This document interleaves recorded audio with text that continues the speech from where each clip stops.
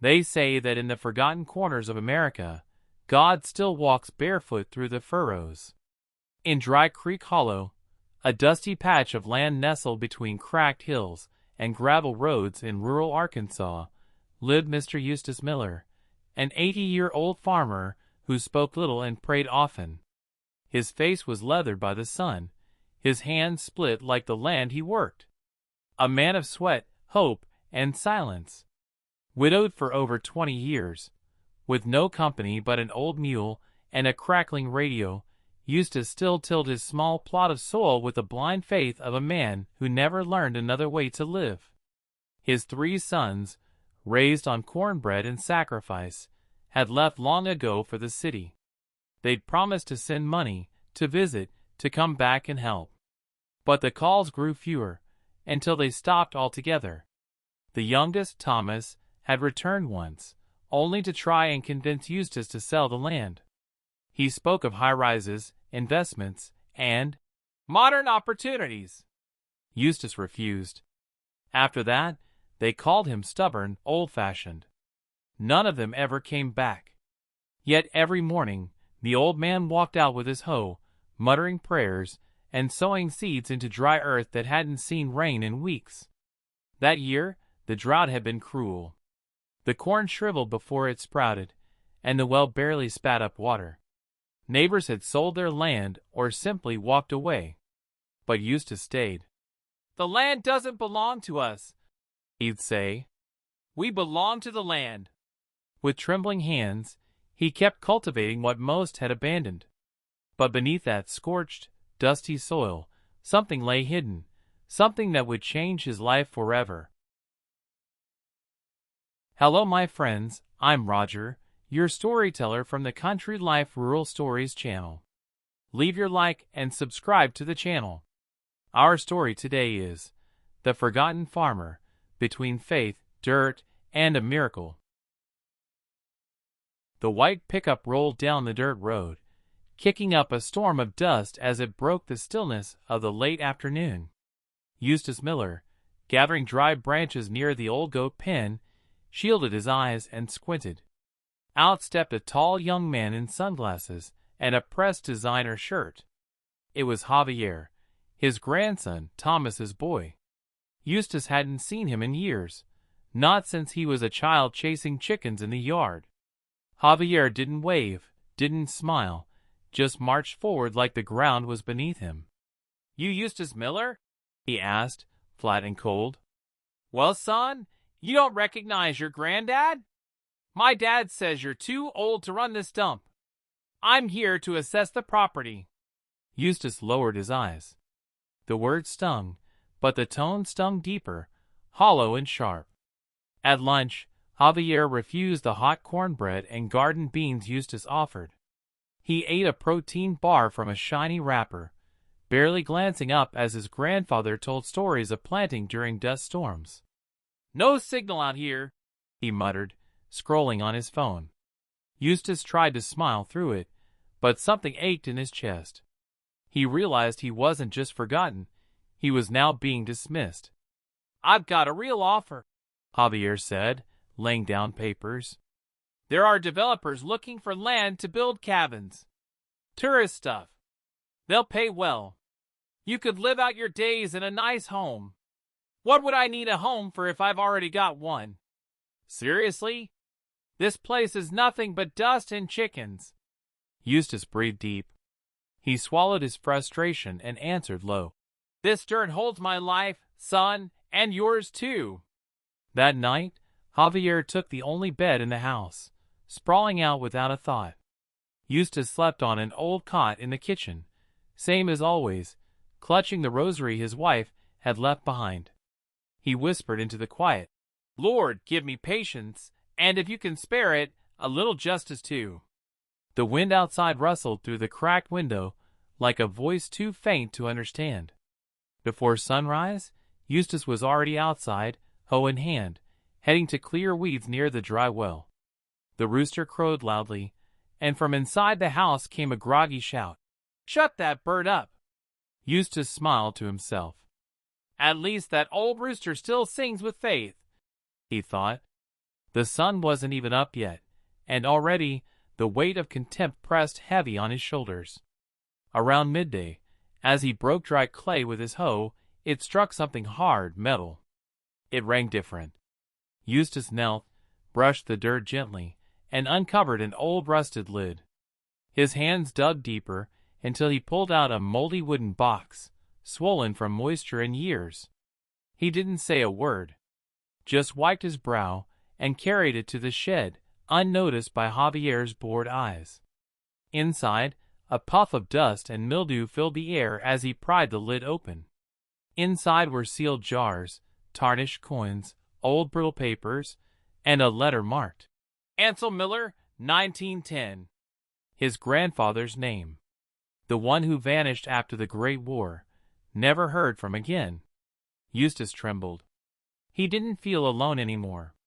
It was like the land had chosen to speak, and it chose now. Eustace sat on his old cedar stool, hands trembling, the box open in front of him. The letter, written in faded ink on yellowed paper, bore a heading that read, "To whoever finds this, and carries my blood." Eustace swallowed hard. He'd heard tales of his grandfather Ansel disappearing after the war, but no one knew what became of him. Now, the past was no longer a ghost. It had roots in this very soil. With a pounding heart, he began to read. "If this box has found its way to you, it's because fate meant it. Inside is what I salvaged while running, fighting, and losing. It isn't just money. It's the remains of a broken life. Keep it, but don't hoard it. Use it for something worthy. This land can still bloom if someone who loves it tends it." The letter spoke of melted gold hidden in sealed jars, of land deeds tucked beneath old coins. Ansel had once ridden with a rebel group during the war, but after being betrayed, he vanished into the Ozark backwoods. He buried his hopes in that soil, praying that one day a son or grandson would come back, not to sell, but to restore. Eustace felt a stirring deep in his chest. Suddenly, everything made sense. He folded the letter like sacred scripture and studied the jars. There were 5 of them. One held silver dollars, another small gold bars, and the rest held foreign coins he didn't recognize. He didn't know the exact value, but his gut told him this was a small fortune. Still, the real treasure wasn't the metal. It was knowing his grandfather hadn't vanished in shame. His blood had left behind something to believe in. That afternoon, Eustace didn't confront Javier. Instead, he reburied the box beneath a different patch of land, hidden well. The letter he tucked between pages of the old family Bible. He knew if he spoke too soon, the boy would try to claim it all. No, he needed time. Time to pray, to plan, to figure out how to honor this gift the right way. When Javier asked why he was so quiet, Eustace answered softly, "Sometimes the land speaks, but not everyone can hear it." "What's that old dirt say, Grandpa? That you've gone crazy?" Eustace didn't reply. He just scratched his mule behind the ears and watched the wind blow over the fields.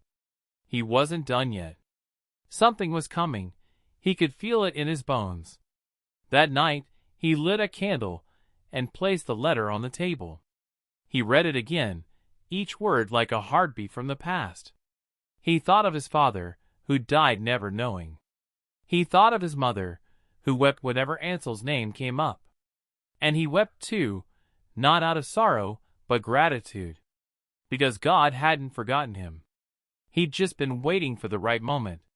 Before bed, Eustace knelt beside the photo of his late wife and whispered, "Mary, if you're listening, help me do what's right.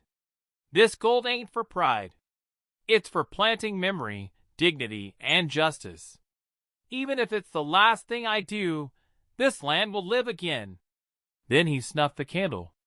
And for the first time in years, he slept without the weight of loneliness on his chest. Javier woke late, irritated by the rooster's crow and the sticky southern heat. As he splashed his face with water from the jug, he realized his grandfather wasn't in the house. Stepping onto the porch, he saw the back gate hanging open. Something about Eustace's face the day before nagged at him, like the old man was hiding something. He walked toward the shed, suspicion rising like steam. Near the old well, Javier noticed disturbed earth. He nudged it with his boot, but found nothing but dry clay. Still, his gut twisted. He rushed back inside and began tearing the place apart. Drawers, old trunks, cabinets, nothing. Then he saw the old Bible on the kitchen table. Curious, he flipped it open and found the letter, folded between worn pages. At first, he thought it was scripture. But the words, Ansel Miller Gold, and Inheritance, stopped him cold. His eyes lit up like headlights on a dark road. He didn't understand the whole story, but he got the important part. Eustace had found something, and hadn't said a word. "That stubborn old man," Javier muttered, shoving the letter in his pocket. He burst out the front door just as Eustace returned from the woods, basket of corn and jars of pickles in hand. Javier stormed up, waving the paper. "What else are you hiding, old man?" "Hiding? What are you talking about?" "This letter," he shouted, slamming it onto the kitchen table. The silence after that was thick, like a thunderstorm about to break. Eustace calmly sat down, eyes steady. "That letter ain't yours, son. It was written for someone who respects this land. So what, you plan to die hugging a box full of old junk?" "I plan to plant a future," Eustace said, voice low. "Not sell the past." His words echoed like footsteps in an empty church. That night, Javier paced the porch, making a call in hushed tones. "Dad, listen, the old man found something. Gold, I think. There's a letter from your granddad. We've got to act before he hides it again." Eustace sat inside, hearing only bits and pieces. But it was enough. He didn't need to hear it all to understand. He knew how Thomas and Javier thought. And it hurt worse than any betrayal. At dawn, Eustace got up, grabbed his shovel, and dug again. This time, he buried the box beneath the dogwood tree he and Mary had planted when they were young. He pressed the soil tight, whispering prayers into the earth. Then, with steady hands, he wrote a new letter, not of inheritance, but of warning. He knew time was short.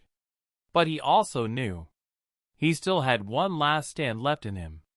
At 6 sharp, a black SUV rumbled into Dry Creek Hollow, tires crunching gravel like bones. Thomas Miller stepped out, phone in one hand, frown etched deep into his face. He hadn't been back in over 15 years, not for Christmas, not for funerals. His return wasn't for nostalgia.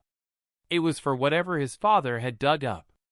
And Javier stood waiting on the porch, tense and alert. "Everything's the same," Javier whispered. "But I think he knows we're onto him." Inside, Eustace sat peeling corn with steady hands, the same way he'd done for decades. He saw his son and felt his heart twist, but his face stayed calm. "Evening, son," he said softly. "We need to talk, Dad," Thomas said bluntly. Eustace nodded. "The land always listens to those who speak with truth." Inside, Thomas slammed papers onto the table. "This real? You found gold and kept it quiet?" "What I found," Eustace said, "is history, not treasure. It's money, Dad. We could sell the land, get you a real place to live." "Dignity can't be bought with gold," Eustace replied. "It's grown, like a crop, with respect." Javier stood quiet in the corner, something in his grandfather's voice unsettling him. But Thomas pushed harder. "Dad, you're not fit to live like this. No electricity, no water, no future. The future is in every seed I plant, not in concrete that buries the past." The silence that followed was heavier than any accusation. That night, no one spoke over dinner, just exchanged glances. Later, Thomas and Javier scoured the chicken coop, the barn, even under floorboards. Nothing. Eustace watched from the hallway shadows, arms folded. He didn't need to stop them. He knew they'd never find it. Because this land didn't open up for greed. It only opened for love. As Thomas sat on the porch, breathless and sweaty, Eustace stepped out with quiet steps. "You won't find anything," he said, "because the earth only reveals her secrets to those who honor her." Then he handed Thomas a sealed envelope. "Read it when you're alone. What you do after is on you." Thomas held the letter like it weighed more than gold. And for the first time in his adult life, he didn't feel like the strongest man in the room. Because dignity doesn't shout. It sits like a mountain and waits to be seen. By morning, word had spread like wildfire through Dry Creek Hollow. Folks whispered in line at the feed store, at the church steps, and near the post office. "Thomas is back," they said. "And they say the old man found something." But the tone wasn't gossip. It was judgment. Everyone remembered who had stayed, and who had vanished when things got hard. At Parker's General Store, old Mr. Clarence, who'd known Eustace since boyhood, stood up and spoke. "I seen that man haul sacks alone when no one else would help. Whatever he found, he earned it. But if it's an inheritance, doesn't it belong to his kids too?" a young woman asked. Clarence didn't flinch. "If you didn't sow, you don't harvest." Back at the house, Thomas sat at the kitchen table, reading his father's letter. It didn't mention gold or deeds. It spoke only of forgiveness. "I've come to peace with my age," it read. "I don't want to die leaving bitterness in the air. If this land ever hurts you, come back not for gain, but for redemption." Thomas blinked fast. The word stung more than a slap. Javier didn't understand. "So we're not digging anymore. You're just giving up." "This isn't giving up," Thomas said slowly. "It's understanding what matters. But it's a fortune. A fortune means nothing if you lose your soul chasing it." That afternoon, Eustace took a few ears of corn to the local mill. When he returned, he found neighbors waiting outside his porch. They had brought jars of beans, homemade bread, even a hen. "We're not here out of pity," said Mrs. Lila, "but because you always gave without asking. Now it's our turn." Eustace's eyes welled up. The land had spoken, through its people. That night, while the moon lit the dogwood tree, Thomas walked barefoot into the yard. He knelt beside the soil, laid his palms on the dirt, and whispered, "I'm sorry, Dad. Sorry, land. I should have never walked away." From inside the house, Eustace saw him. He didn't speak, just closed his eyes and prayed. "Thank you, Lord. One has returned." For the first time in years, silence didn't hurt in that house. It was a different kind of quiet, full of roots and reconciliation. Javier sat alone in the back room, confused by the shift. He didn't yet understand how something invisible could change everything. But Eustace knew, when the land judges you, you don't need a jury. Just truth in your heart. At sunrise, Eustace stepped outside with his hoe slung over his shoulder like he had for decades. But that morning, he didn't head to the rows of corn or check the fence line. He walked straight to the dogwood tree. There, under roots he knew like his own veins, he knelt and unearthed the wooden box once again. He held it with care, not as treasure, but as testimony. Tom stood at the doorway, watching silently. He didn't ask questions. He just knew something important was about to happen. Eustace brought the box inside and spread its contents on the table. Old coins, gold bars, weathered deeds, a life buried, now uncovered. "What are you gonna do with it?" Tom asked, his voice low. "What the land told me," Eustace said. "Plant something that lasts longer than gold." Tom didn't argue. He didn't need to. For the first time in his life, he was listening. and that was enough. Eustace called in Mrs. Lila, Mr. Clarence, and a few neighbors. He showed them Ansel's letter, and shared everything. No secrets. Some wept. Others nodded in silence. "This isn't mine. It's not even my son's. It belongs to this town." "What do you want to do, Eustace?" someone asked. "A trade school. A community field. A place where kids learn what their parents forgot." With Tom and even Javier, hesitant but changed, the work began. Mr. Clarence brought tools. Lila brought seed packets. Everyone brought something. Soon, a new kind of miracle took root. Ansel's gold was melted, repurposed, reinvested into the land and its people. Word spread to nearby towns. Former residents came back to see what was happening in Dry Creek Hollow. Some offered legal help. Others brought contacts with rural foundations. Through it all, Eustace stayed the same, palm hat on his head, calm smile on his face. "It ain't mine," he'd say. "It's his, the one who gave me time and patience." People didn't see an old man. They saw a steward, a planter of the unseen. Javier, slowly, began helping without being asked. He didn't expect praise or reward, only understanding. One day, as he painted the school's front steps, he looked at Eustace. "You think Grandpa Ansel would be proud? I think he already is, and so am I," Eustace said. The sky hadn't wept in months. Clouds drifted overhead like ghosts, heavy but silent. Yet on the day the children ran laughing across the newly leveled schoolyard, a low, deep rumble echoed through the hills. Eustace lifted his eyes, and for the first time in years, a single drop touched his forehead. He didn't wipe it away. He just smiled. Neighbors stepped out with hands raised, waiting, hoping. At first, the drops were shy, scattered, like a whispered promise. Then came the rain. A gentle, steady downpour, not angry, but healing. As if heaven itself had been watching. Beneath the dogwood, purple blossoms fell into the mud like blessings. Kids shrieked with joy. Grown men cried quietly, their faces tilted skyward. Tom knelt, drenched, fingers sunk into the soaked earth. "Dad, this rain feels like forgiveness."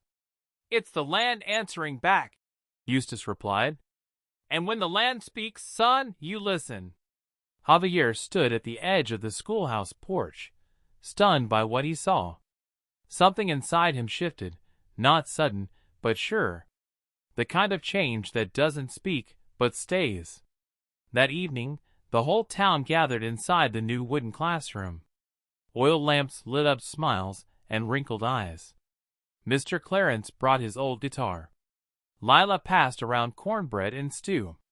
And for the first time in decades, music returned to Dry Creek Hollow. Eustace stood up, slow but steady. "I didn't do this for me," he said. "I did it for you, and for those we lost. And we're here because of you, Eustace," Lila replied, her voice trembling. The room filled with quiet nods and soft tears. Outside, the muddy ground swallowed footprints, not in erasure, but in memory. That dirt had seen blood, sweat, betrayal, and now rebirth. And Eustace knew. Miracles don't come with thunder. They come quiet, like rain on dry land.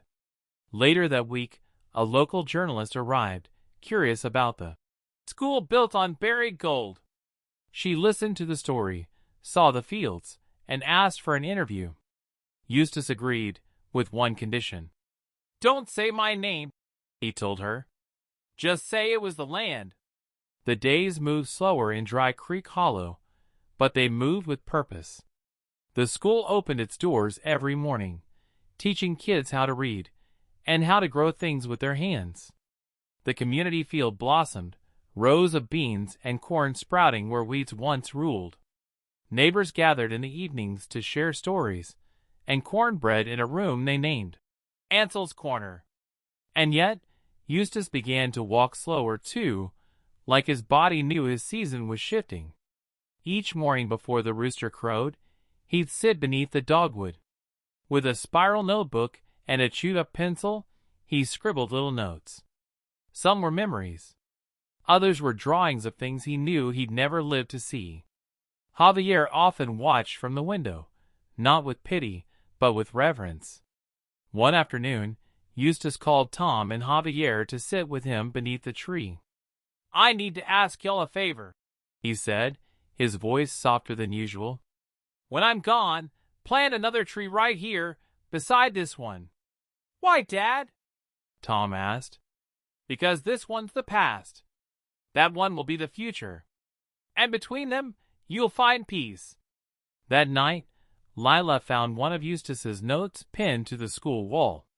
"Don't let silence become forgetfulness. Fill it with action. He who plants hope will never be alone." Soon, the kids started writing their own promises on scraps of paper. They hung them on the dogwood like ornaments and called it the Tree of Promises. Nobody told them to do it. It just happened. Because some things born from faith don't need instructions. They grow on their own, watered by Spirit. And Eustace saw it all with tired, content eyes. He stopped going into town. Stopped chopping wood. But every morning, he still walked barefoot to the base of the tree. He'd kneel, touch the soil, and whisper words no one else heard. The neighbors didn't ask questions. They knew he was saying goodbye. Tom, changed from the man who once came chasing gold, organized a simple gathering. No flowers. No speeches. Just a request. "Bring something from the land. A handful of corn, a twig, a stone, a photo." Eustace, sitting in his woven chair, watched them come and smiled. "This," he murmured, "is what I dreamed of. Not a fortune of gold, but a family made of earth and soul." That night, as the moonlight danced through the dogwood branches, Eustace lay down in his cot, rosary in hand, and whispered, "Thank you, Mary, we did it." At dawn, they found Eustace lying peacefully on his cot, hands folded over his chest, rosary nestled between his fingers. There was no sign of pain, no struggle, just stillness, like the earth had gently called him home. The news spread through Dry Creek Hollow like a soft wind. No wailing, no panic. Just quiet hearts letting go of someone who had already become legend. They held his wake inside the little schoolhouse. On top of his plain wooden coffin, they placed fresh corn, dogwood blossoms, and his notebook. There was no preacher, no fancy sermon. Just stories, from kids, from farmers, from women who had once come to him for advice. It wasn't a funeral. It was a harvest of gratitude. Tom stepped forward, head bowed. "My father taught me how to farm, but I forgot his voice. Today, I ask his forgiveness and promise to plant not for profit, but for purpose." Javier stood beside him, voice trembling. "My grandfather gave me gold, but he taught me that real wealth is in gratitude. I won't fail him." After the burial, they planted a second tree beside the dogwood. A young bald cypress, tall, resilient. They watered it with tears and well water, then nailed a hand-carved sign between the trunks. "Here rests a sower of souls. May the land always remember him." Letters poured in from across the country. Rural schools asked to model themselves after Dry Creek Hollow. Foundations offered help. Journalists requested interviews. But the townspeople chose a different path. "We'll do it our way," they said. Quietly. The way Eustace planted, in silence but with faith. Tom became the lead grower of the communal field. Javier stayed as the head teacher. Every month, kids tied new handwritten promises to the Tree of Promises. No one told them to. They just did. And each note was a seed, not in the soil, but in the soul. Because, as Eustace once wrote, "He who doesn't sow love harvests emptiness." Strangers sometimes visited, looking for Eustace's grave. They found no marble stone. Just 2 trees, a patch of clean earth, and wind that carried laughter. And somehow, they understood. Eustace didn't live underground. He lived in the hands that still planted, and the hearts that still believed. They say some people are born to be forgotten, but there are others who choose to become roots. Eustace Miller never asked for applause or recognition. He only wanted to tend his land, honor those who came before him, and never betray the soil that raised him. Though his sons abandoned him, and his grandson mocked him, he never stopped believing, not in God, not in the dirt, and certainly not in the seed. His story wasn't about gold or glory. It was about dignity, about a farmer who, when the world called him worthless, answered with work, silence, and unshakable faith. And in doing so, from a forgotten corner of rural America, he reminded us all that the greatest legacy is planting something that blooms after you're gone. Today, in Dry Creek Hollow, there's less dust and more color. There are flowers under the trees, laughter in the classrooms, and handwritten promises swinging gently in the breeze. Because as long as one child learns from what he left behind, Eustace Miller will never truly be gone. Not in riches, but in furrows. Not in monuments, but in the sacred dirt where men are born. We have reached the end of our story. Leave your like, share, comment, and subscribe to the channel. See you next time.